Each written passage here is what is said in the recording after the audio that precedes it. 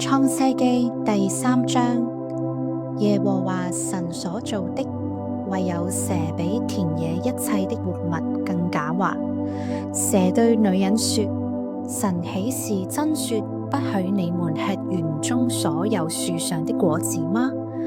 女人對蛇說：園中樹上的果子我們可以吃，唯有園當中那棵樹上的果子，神曾說你們不可吃，也不可摸，免得你們死。蛇對女人說：你們不一定死，因為神知道你們吃的日子，眼睛就明亮了，你們便如神，能知道善惡。於是女人見那棵樹的果子好作食物，也悅人的眼目，且是可喜愛的，能使人有智慧，就摘下果子來吃了，又給她丈夫，她丈夫也吃了。他們二人的眼睛就明亮了，才知道自己是赤身露體，便拿無花果樹的葉子為自己編造裙子。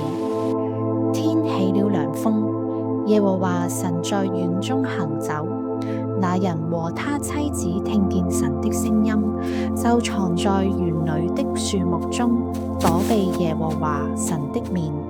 耶和華神呼召那人，對他說：你在哪裡？他說：我在園中聽見你的聲音，我就害怕，因為我赤身露體，我便藏了。耶和華說：誰告訴你赤身露體呢？莫非你吃了我吩咐你不可吃的那樹上的果子嗎？那人說：你所賜給我與我同居的女人，她把那樹上的果子給我，我就吃了。耶和華神對女人說：你做的是什麼事呢？女人說：那蛇引誘我，我就吃了。耶和華神對蛇說：你既做了這事，就必受咒詛，被一切的牲畜野獸禁神。你必用肚子行走，終生吃土。我又要叫你和女人彼此為仇，你的後裔和女人的後裔也彼此為仇。女人的後裔要傷你的頭，你要傷她的腳跟。又對女人說：我必多多加增你懷胎的苦楚，你生產兒女必多受苦楚。你必戀慕你丈夫，你丈夫必管轄你。又對亞當說：你既聽從妻子的話，吃了我所吩咐你不可吃的那樹上的果子，地必為你的緣故受咒詛，你必終身勞苦，才能從地裡得吃的。地必給你長出荊棘和蒺藜來，你也要吃田間的菜蔬。你必汗流滿面才得糊口，直到你歸了土，因為你是從土而來的，你本是塵土，仍要歸於塵土。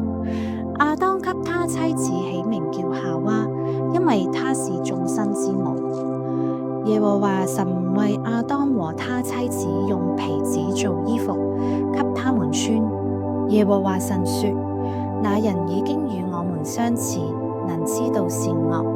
現在恐怕他伸手又摘生命樹的果子吃，就永遠活着。耶和華神便打發他出伊甸園去，耕種他所自出之土，於是把他趕出去了。又在伊甸園的東邊安設基路伯和四面轉動發火焰的劍，要把守生命樹的道路。多謝你一齊讀經，亦多謝你讚好、分享、訂閱。我哋下次再一齊讀經啊！Shalom Shalom。